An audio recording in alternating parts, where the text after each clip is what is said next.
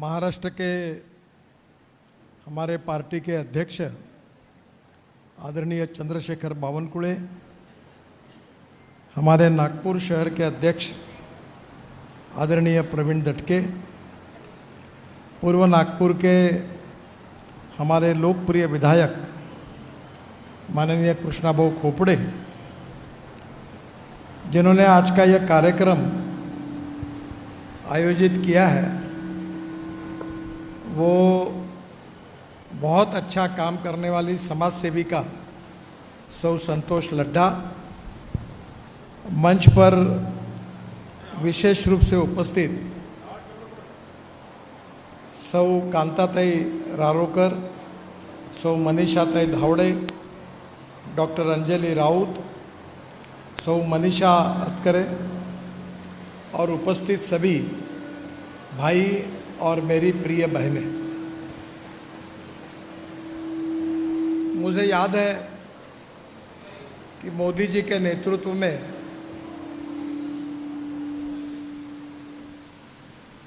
Hello, ठीक है, अभी बेटी बचाओ अभियान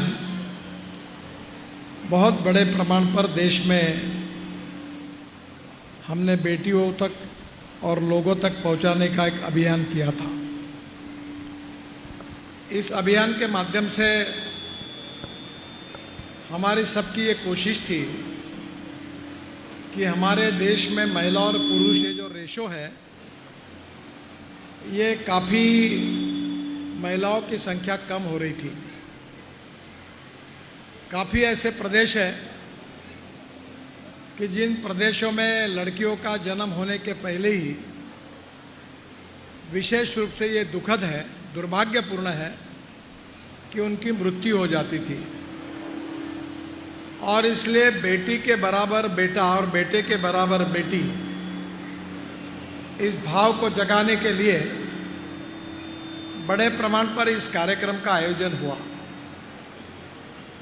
अब जमाना बदल गया है।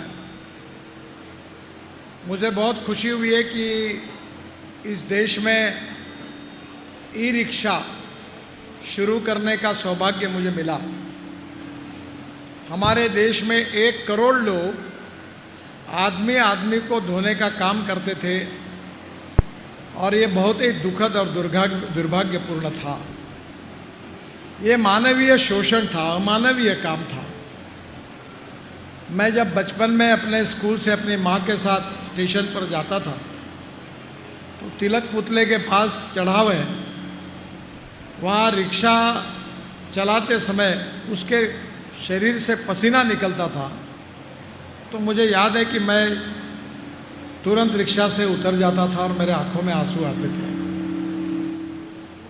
हमारे देश में हमारी टेक्नोलॉजी का विकास होने के बाद अब 1 करोड़ में से लगभग 95 लाख 95% लोग इनको मुक्ति मिली है और वो मैकेनिक्स ड्रिवन ई रिक्शा चला रहे हैं। जो 1 क्विंटल का बोरा अपने पीठ पर रखते थे और विशेष रूप से कॉटन मार्केट में बहुत बड़े प्रमाण पर छत्तीसगढ़ी समाज से हमारी महिलाएं सर पर सब्जियां उठा उठा कर लाती थी, पर अब मैकेनिक्स ड्रिवन ई रिक्शा से उनको मुक्ति मिली है, ई कार्ट और ई रिक्शा से। और आज मुझे इस बात की खुशी है कि दिव्यांगों को भी ई रिक्शा का लाइसेंस मिल रहा है और कृष्णा भाऊ के विशेष प्रयासों के कारण पूर्व नागपुर में अब दिव्यांगों को भी मिला है और महिलाओं को भी ई रिक्शा का लाइसेंस मिला है। अब महिलाओं को भी रोजगार मिला है और आज महिलाओं का प्रशिक्षण करना, प्रबोधन करना और भविष्य में अपने पैरों पर खड़ा करने के लिए उनको एक विजन देना, इसका बहुत अच्छा काम, जिसके लिए मुझे बहुत खुशी है कि संतोष जी अनेक साल से स्कूल के द्वारा महिलाओं के सशक्तिकरण का काम बहुत यशस्वी रूप से कर रही है। और इसीलिए मैं आज उनके कार्यक्रम में आया और इसलिए आया कि उनका अभिनंदन करने के लिए, उनको शुभकामना और शुभेच्छाएं देने के लिए और उनका उत्साह बढ़ाने के लिए मैं आज के कार्यक्रम में आया। हम ऐसा समाज निर्माण करना चाहते हैं कि जहाँ जाति के आधार पर, धर्म के आधार पर, पंथ के आधार पर, सेक्स के आधार पर न कोई बड़ा होगा न कोई छोटा होगा। कोई भी व्यक्ति उसकी जात, पंथ, धर्म, भाषा और सेक्स से बड़ा नहीं होता, व्यक्ति उसके गुणों से बड़ा होता है। इसी बात पर भारतीय जनता पार्टी का और हमारा सबका दृढ़ विश्वास है। समाज में जैसे पुरुषों को अधिकार है, वही अधिकार महिलाओं को है। पुरुषों में और महिलाओं में किसी प्रकार का डिस्क्रिमिनेशन नहीं होना चाहिए। जात के आधार पर नहीं होना चाहिए, धर्म के आधार पर नहीं होना चाहिए, पंथ के आधार पर नहीं होना चाहिए, भाषा के आधार पर नहीं होना चाहिए और सेक्स के आधार पर भी नहीं होना चाहिए। और मुझे खुशी है कि हमारे एयरफोर्स में फाइटिंग पायलट हमारी लड़कियां बड़े तेजी से हवाई जहाज चलाती है। हमारी आईएएस ऑफिसर, हमारी पुलिस ऑफिसर महिला है। आज हमारे यहाँ सब क्षेत्र में महिलाएं बहुत अच्छा काम कर रही है। हमारे खेलों में महिलाएं हैं। कभी कभी तो इस बात का आश्चर्य होता है लोगों को कि मेरिट में पुरुषों से ज़्यादा महिलाओं की संख्या ज़्यादा होती है। ये भी हमारे लिए खुशी की बात है। महिला किसी से कम नहीं है, केवल उनके मन में पॉजिटिविटी, आत्मविश्वास और नॉलेज, ज्ञान, ये अगर उनको प्राप्त हुआ तो महिला प्रगति और विकास में पुरुषों से भी आगे निकल जाती है। और इसलिए मैं ये इस बात का आग्रही रहा हूँ कि ऐसी बातें केवल भाषणों से नहीं होती, कृति से होती है। और इसलिए कृति में महिलाओं को पहली बार अपने मन से ये न्यूनगंड निकाल देना चाहिए कि ये हमारा काम नहीं है, ये पुरुषों का काम है। जो जो पुरुषों का काम है वो हर काम महिला अच्छी तरीके से कर सकती है। इस बात को पुरुष और महिला दोनों ने भी स्वीकारना चाहिए। यही समय की आवश्यकता है। और इसलिए मैं विशेष रूप से संतोष जी को अनुरोध करूंगा कि भविष्य में 21वीं सदी में नॉलेज, ज्ञान, ये सबसे बड़ी ताकत है। Innovation, entrepreneurship, science, technology, research, skilled, successful practices, we name it as knowledge, and conversion of knowledge into wealth is the future. तो futuristic technology, futuristic education, futuristic skill development और भविष्य में स्वयं रोजगार महिलाओं को कैसे मिल सकता है, इसका अध्ययन करके महिलाओं को वो सिखाने की व्यवस्था करनी चाहिए। मैंने अभी संतोष जी को कहा कि मैंने अपने सांसद आदर्श ग्राम योजना में ये उमरे रोड पर 5 गांव करके गांव लिया है। और उस गांव में जो कतरन होती है उससे बड़े सुंदर सुंदर हम दरिया, अच्छी जाड़ी बनाते हैं। और 1200 महिलाओं ने अभी तक ट्रेनिंग लिया है और उनको 10,000 रुपये महीना मिलता है। अभी मैं जब यहाँ कार्यक्रम में आ रहा था तो मेरे घर पर जिला परिषद की सीओ शर्मा वो आई थी, तो मैंने उनको दरी बताई। तो उन्होंने मुझे कहा कि इसकी कीमत कितनी होगी, तो उन्होंने कहा 5,000 रुपये। तब मैंने कहा इसकी कीमत है 400 रुपये में बनती है और 500 रुपये में बेचते हैं और महिलाओं को रोजगार मिला। अब आपने साइबर क्राइम के बारे में और इंफॉर्मेशन टेक्नोलॉजी के बारे में आपने आज काफ़ी कुछ सीखा है।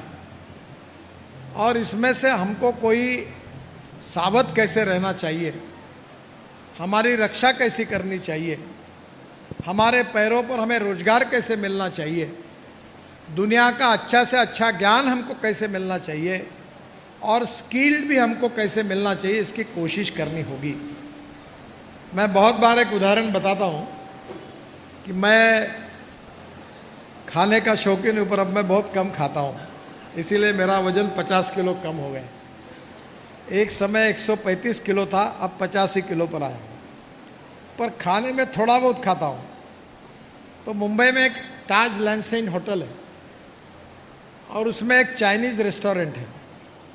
तो मुंबई जाता हूँ तो अक्सर वहाँ जाता हूँ। तो वहाँ एक शेफ़ है, उसका नाम है डेविड। तो वो उसको मालूम है मुझे क्या चाहिए, तो मुझे मिलता ही रहता है जब भी जाता हूँ। तो मैंने एक बार डेविड को बुलाया और पूछा कि तुम डेविड कहाँ के हो, अंग्रेजी में पूछा। उसने कहा मैं हांगकांग से हूँ। मैंने बोला हांगकांग से इतने दूर आए हो यहाँ? बोले हाँ, मैं अनेक देशों में जाते रहता हूँ और ताज रेस्टोरेंट के इसके लिए मुझे अपॉइंट किया गया था, आया हूँ। तो मुझे लगा, मैंने सहज पूछा तुम्हारा तनख्वाह कितना है, रहते कहाँ हो? अब शेफ है वो। तो उसने कहा साहब ज़्यादा नहीं मिलता। तो मैंने कहा कितना मिलता है? बोले 15 लाख रुपए महीना मिलता और ऊपर में मुझे एक सूट भी मिला है। वो क्या बनाता था, ये जो बीन्स होते हैं ना आपके, इसमें केनियन बीन्स होती है और वो सिंगाड़े होते हैं, अपने यहाँ उमरेड में बहुत होते हैं, और ग्रीन पीस होता है। वो केवल थोड़ा सा ऑयल में डालकर फ्राई करके ब्लैक सॉस डाल के ले आता है। तो तुम लोग, बहुत से तुम्हारे में से लोग सब कुछ बनाते होंगे, पर सबके फूड को वो टेस्ट नहीं आती। अभी वो एक शेफ मेरे घर पे आए थे, संजीव कपूर, टीवी पर प्रोग्राम करते हैं, 2 किताबें मुझे दी। अब वो शेफ के उनके शो होते हैं, करोड़ों रुपए कमाते हो। तो स्किल जो है, कपड़े पर कौन सा प्रिंटिंग करना। हमारे यहाँ कोई वड़ा और समोसा भी कैसे बनाना। तो ये हर चीज में एक स्किल है, एक कला है, एक नॉलेज है, और एप्रोप्रिएट नॉलेज लोगों को सिखाना, ये बहुत इम्पोर्टेंट है। मैं स्कूल में क्रिकेटियर था और मैं कभी भाषण वगैरह नहीं देता था, खेलता था। तो 11वीं में जब मैं था तो हमारे स्कूल में एक कार्यक्रम हुआ और उस समय हमारे स्वाधीनता को अभी जैसे 75 साल हुए, तब उसको 25 साल पूरे हुए थे। रोप पे महोत्सव था। मैं नील सिटी धनवनगर विद्यालय में पढ़ता था। तो हमारे यहाँ एक लड़की थी, वो भाषण देते समय बार बार अटक जाती थी और उसने नेचर को नटरू कहा। तो हम पीछे बैठकर चिल्लाते थे, पानी पी, पानी पी। उसकी मजा ले रहे थे और वो बेचारी डर गई थी। तो हमारे हेड मास्टर ने देखा और उसने हम लोगों को अपने रूम में बुलाकर खूब धुलाई की। तब हमारे मन में, मेरे मन में एक निगेटिव इंटरेस्ट आ गया कि ये हेड मास्टर ने हमको पीटा है, ठीक है, अगर ये इनको लगता है तो अब मैं भी अगले बार भाषण दूंगा। और जीत में मैंने भाषण देना शुरू किया तो मुझे इतने अवार्ड मिले, तो आगे चलकर नागपुर यूनिवर्सिटी का गोल्ड मेडल मिला। तो मुझे अगर ये मौका नहीं आता तो शायद मैं क्रिकेटियर जरूर बन जाता, पर मैं भाषण देने वाला नहीं बनता। तो आप में जितने लोग बैठे हैं उनमें सब में कुछ ना कुछ हुनर है, कला है, पर उसको, जैसे पत्थर होता है, डायमंड ये पत्थर है, और उसको जब पहलू गिराते हैं तब उसकी कीमत होती है। तो गुरु होते हैं, शिक्षण संस्थाएं होती है, इन्होंने जैसी स्कूल बनाई है, ये पत्थर को आकार देते हैं और उसी से डायमंड जैसे विद्यार्थी, युवा तैयार होते हैं। तो मैं आपसे अनुरोध करूंगा कि नॉलेज इज द पावर, और no one is perfect and no one can claim that he is perfect. उत्तम, अधिक उत्तम, सर्वोत्तम, up to infinity. You cannot catch your own image. और इसलिए नॉलेज ये बहुत इम्पॉर्टेंट है। मैं ज़्यादा होशियार नहीं हूँ, पर मुझे 6 डिलीट मिल गई। और मैं मजाक में बताता हूँ कि जब मैं 11वीं में था तो मुझे इंजीनियर बनने की इच्छा थी। तो मुझे परसेंटेज, इमरजेंसी की शुरुआत हो गई थी, तो जयप्रकाश नारायण जी के आंदोलन में मैं चला गया, मेरा ध्यान पढ़ाई में नहीं था, तो मुझे 52% ही मार्क मिले और साइंस में मिले 49.26%। तो मेरा डिस्क्वालिफिकेशन था कि 50% के ऊपर एडमिशन नहीं थी इंजीनियरिंग को, तो मुझे एडमिशन नहीं मिली। अब मैं आईआईटी में, इंजीनियरिंग कॉलेज में, सब जगह भाषण देने जाता हूँ। और जब लोग बोलते हैं मुझे तुम डॉक्टर लगाओ, अब 6 डॉक्टरेट हो गए आपकी, मैंने बोला मैं विद्वान नहीं हूँ, मैं नहीं लगाता हूँ। पर अब मैं कभी तैयारी भी नहीं करता। आज मैं यहाँ आ रहा था तो यूट्यूब वाले आए और मुझे 2 लाख रुपए दे के गए। अब मैं, आप मेरा भाषण तुम यूट्यूब पे सुनते हो तो मुझे 2 से 3 लाख रुपए महीना मिलता है। तो अब क्या होता है कि अमेरिका से लेकर जर्मनी तक, हार्वर्ड यूनिवर्सिटी तक, सब जगह मुझे बोलने का मौका मिलता है। तो मुझे एक संधि मिली, अवसर मिला। अवसर मिलने के बाद उसका उपयोग क्या, वो आप भी कर सकती है। और इसलिए एक बात जो अक्सर मैं हमारे छोटे मित्रों को कहता हूँ कि there are some people who convert problems into opportunities and there are some people who convert opportunities into the problems. आपको अलका जी के माध्यम से, संतोष जी के माध्यम से आपको ये अनेक उपक्रमों में भाग लेने का अवसर मिला, अपॉर्चुनिटी मिली। एजुकेशन संस्था के द्वार से जो विशेष रूप से सामाजिक, आर्थिक और शैक्षणिक रूप से पिछड़े हुई है, जिनके माँ बाप नहीं है, उनके लिए 10% एडमिशन उन्होंने रिजर्व रखी है। ये बहुत अच्छी बात है कि समाज के लिए, समाज के शोषित पीड़ित लोगों के लिए, गरीबों के लिए जब निस्वार्थ और निरपेक्ष भाव से हम काम करेंगे तो वही समाज हमारे साथ देता है, खड़ा होता है। और इसलिए मुझे संतोष जी को बहुत बहुत धन्यवाद देना है कि महिलाओं का सशक्तिकरण करना, महिलाओं को नॉलेज को हासिल करने के लिए मदद करना, महिलाओं में आत्मविश्वास तैयार करके बेटी बचाओ अभियान जैसे महिला सशक्तिकरण के कार्यक्रम करना, और लड़कियों के स्कूल के द्वारा भी महिलाओं को प्रगति और विकास के लिए आगे ले जाने के लिए सतत कोशिश करना, ये बहुत ही अभिनंदनीय उपक्रम है।